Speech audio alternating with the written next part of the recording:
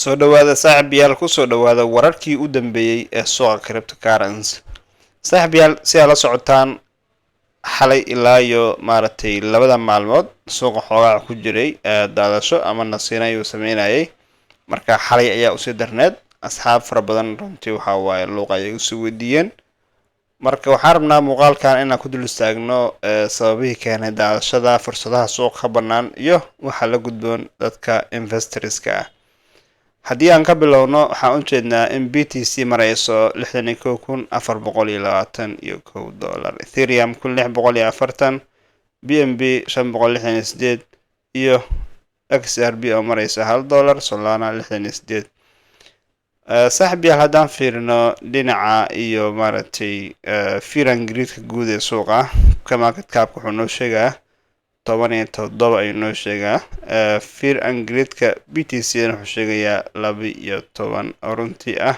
extreme fear shalay wuxuu ku xirmay 17 isbuucii soo dhaafay wuxuu ku xirmay 15 last month wuxuu ku xirmay 34 weli markaa si guud waxaan ku jirnaa fear iyo extreme fear ee suuqa u dhexeeya si guud BTC okay haddii aan fiirino dhinaca crypto populiska waxaan u jeednaa in daily markaad joogno suuqa waxaa yara birishku badan yahay oo maaragtay aad runtii labadan beri ilaa isbuuca si fiican suuqa loo xasuuqayay haddaan fiirino 1 hour-ka waxaan u jeednaa in suuqu soo yara laabtay oo coinanka qaar +3 +2 +4 ay u badan yihiin marka soo laabashadan waxay muujinaysaa in suuqa xoogaa soo yara kabanayo taas marka waa ina ogaataa haddaan fiirino weekliga oo kale waxaan u jeednaa in suuqu beerashka ku badan yahay oo coinanku ay aad u sii daadanayaan monthlyga haddaan fiirino kaba sii darane coinanku waxay ku jiraan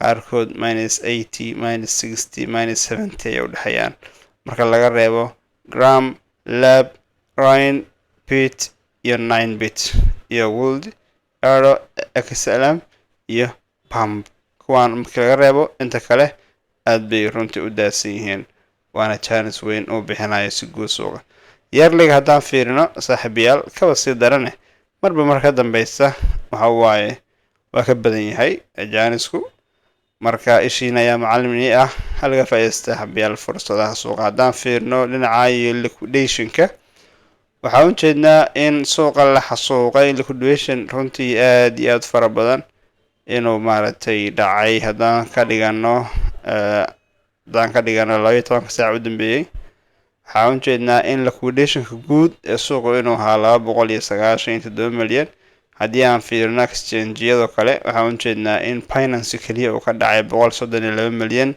dhinaca longiga waxaa maaragtay laga tuuray suuqa 53 milyan dhinaca shortiga waxaa laga tuuray 78 milyan marka saaxiibayaal dadkii maaragtay zoonka 59,000 iyo qadaadiicda asalka u yaala gebigood suuqa waa laga tuuray hyperliquid ayaa ku xiga oo total ah 63 milyan haddii aan fiirino dhinaca longi oo kale waxaa loo tuuray 23 milyan dhinaca shortiga waxaa loo tuuray 40 milyan bybit oo ah 36 milyan longiga uu yahay 20 shortiga uu yahay 16 milyan marka saaxiibayaal si guud waxaan u jeednaa in maaragtay lacaga fara badan suuqa laga saaray oo maaragtay lacaga badan liquidation lagu sameeyay marka waxaan una fiirinayno waa maaragtay 12 saac haddaan fiirino last 24 hour waxaan u jeedaa in maaragtay 1 bilyan uu ku dhow yahay marka lacaga fara badan baa ka baxay suuqa runtii aad buu u dhig baxay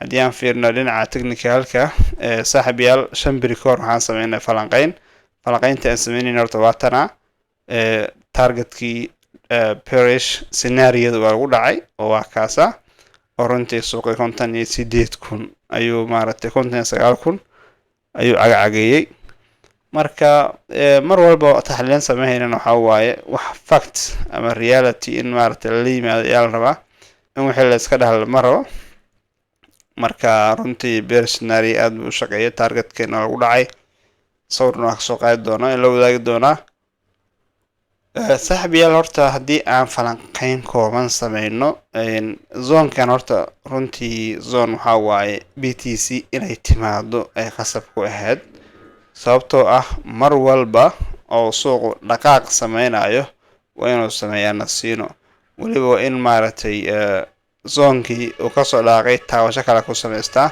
si loo helo dhaqaaq aad iyo aad u weyn. marka BTC-du intii unbay samaysay qofkii sii ogaa inuu dhici karo daashadan waxba maanta ishag maaragtay dareen weyn kuma hayso, laakiin qofkii bullish scenario business kaga dhiganaa runtii waxa waaye qac fara badan baa ka yeeraysa. marka zoonkan maadaama suuqa la keenay waxaan fila karnaa dhaqaaq weyn baan fila karnaa haddii marka la jebiyo oo zoonkan suuqa adkayso waayo maxaa ka dhacaya. marka waxa ka dhacaya waxa waaye in la fiiriyo next level oo ah 50,000 area 50,000 in la fiiriyo ayay noqonaysaa. marka 50,000 waxa waaye ciyaar maahan oo mar kale waxa waaye 11,000 hadda 60,000 ma baraysaa 11,000 ina sii daato 2 weeks 3 weeks wax weyn ma ahan. marka anyway mar walba oo suuqan daashada ku baato waa mar walba oo kicitaan ku bato. haddaan dib u fiirino weekly aan tagno aragna markaste oo BTC-du ay sameynaysay daadasho weyn waxa ku xigtay kicitaan weyn. for example haddii aan fiirno bull marketkii u dambeeyay 2021ka suuqa markii uu soo daatay waxaa la keenay ilaa iyo 16-15 meelaas ayaa la keenay. maxaa ku xigay marka waxaa ku xigay dhaqaaqan yani maaragtay aadka u weyn dhaqaaqan ayaa ku xigay oo ilaa all time high suuqu socday oo san joojin dhaqaaqaas si guud markaan fiirno weekly-ga waa. sidoo kale waxaan u jeednaa nasiinooyinkan kooban mar walba oo suuqu soo dhacayay in suuqu chance bixinayay every time hadaan fiirno. okay kanoo kale fiir uu soo dhacay kanoo kale hadaan fiirno intuu kasoo dhacay chance kooban buu baxshay. marka haddana waxa waaye haddii zoonkan la ixtiraamo oo zoonkan ku adkayso suuqa dhaqaaq weyn baa ka filaynaa. haddii uu si jabsado oo dhinacaan 50 u tagana mar kale dhaqaaq weyn oo kasii weyn midka aan filayno ayaan filaynaa. taas waa inaa ogaataa. sidoo kale mar walba oo maaragtay dhinaca maaragtay daashada suuqa ama nasiinada ku baato waa mar walba oo suuqa energy fara badan soo qaadanaya dad cusub soo galayaan.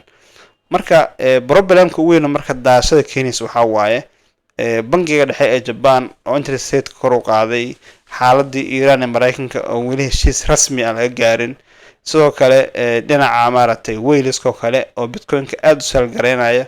xaaladahaas oo isbiirsaday ayaa runtii maaragtay suuqa hoos u dhaca ku sababay.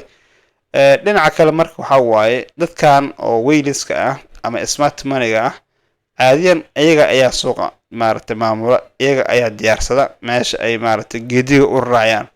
marka challenge-kooda iyaga abuuranaya waa meesha ay fanaadu ka dhahaysay farxadda iyo jawiyadii anaa samaysta. marka nimankan weyliska waxa waaye challenge-ka marka suuqa ayaa ka abuurta. marka dadkan retailiska marka ama maaragtay aan fahansaneen sida u shaqeeyaan smart money-ga way ku wareerayaan.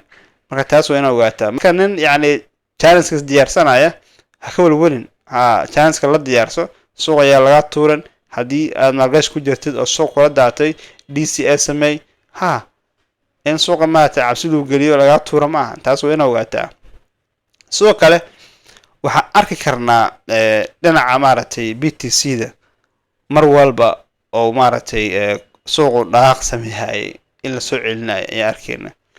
marka noqoshadaas waxa waaye waa karar qaadasho waaye. tusaale waxaa lagu yiri orod baa lagu yiri 1 kilometer orodkaas marka yani meesha ka dhaaqday ilaa meesha aad maaragtay ku tagtid hal speed ku socmayso. marka speed low sameynaysaa xawaariba hoos u dhigaysaa then ayaad maaragtay si ka raqadanaysaa. suuqana waa sidaas kale. marka haddaan fiirna marka dhinaca iyo dominance-ga xaaladiisu waa sidee.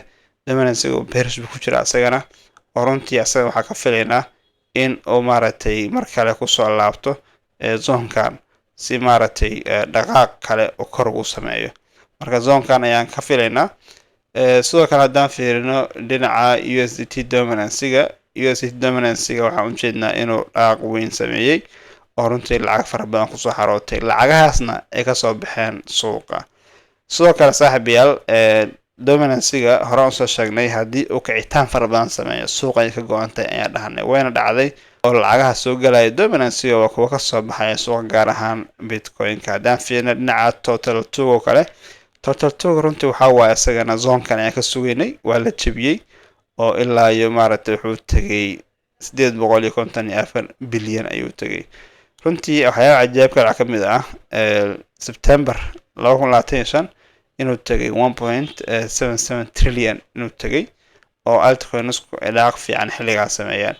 marka altcoinskuna runtii chance weyn ayaa bixinayaan. haddii aan fiirino dhinaca dahabka oo kale, dahabka waxaan u jeednaa in asagana runtii daadashada ay saameyn weyn ku yeelatay oo ilaa hadda uu daadashada wado. haddii aan fiirino dhinaca iyo maaragtay Ethereum xaalkeedu waa sidee. Ethereum runtii waxa waaye naqshada BTC da ayay ku socotaa, iyadana waxa waaye ilaa 1500 ayaa laga tuuray. marka waxa waaye marka Ethereum kana runtii dadkii haystay aad bay u salgareynayaan oo waa la nacay coinankan privacy-ga ah haddii ahaa lahayd SEC, Monero, Dash ayay dadka xooga saarayaan.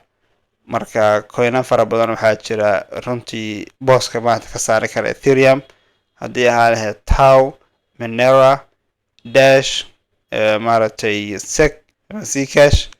marka Zcash iyo maaragtay aadan uga soo hadalnay fursadaheeda wixida dib ugu laabo muuqaalka coinanka fursadaha. haddaan fiirno saaxiibayaal Solana bal xaaladeeda aan fiirino, iyadana xaalkeedu waa sidee Solana.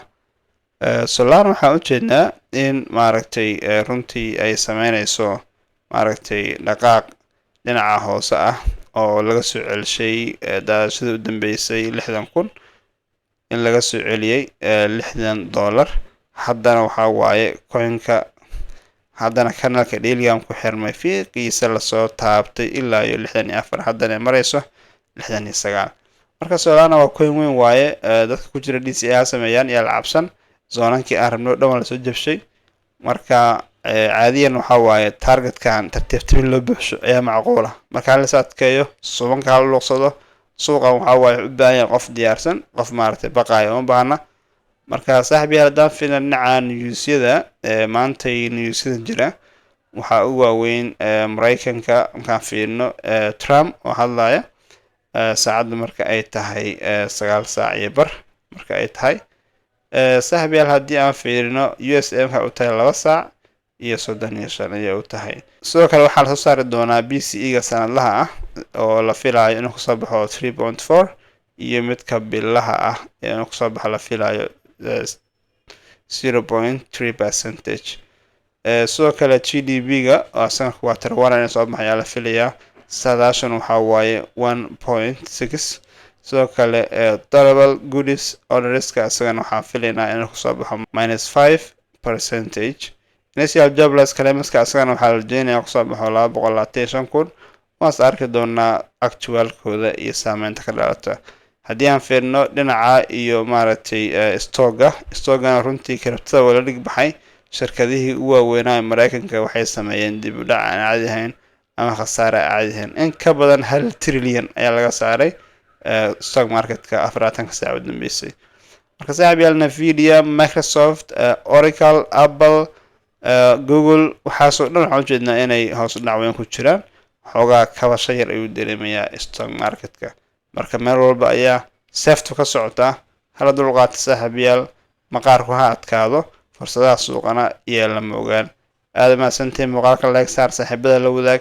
waa inoo kulanti dambe iyo muuqaalada xiga.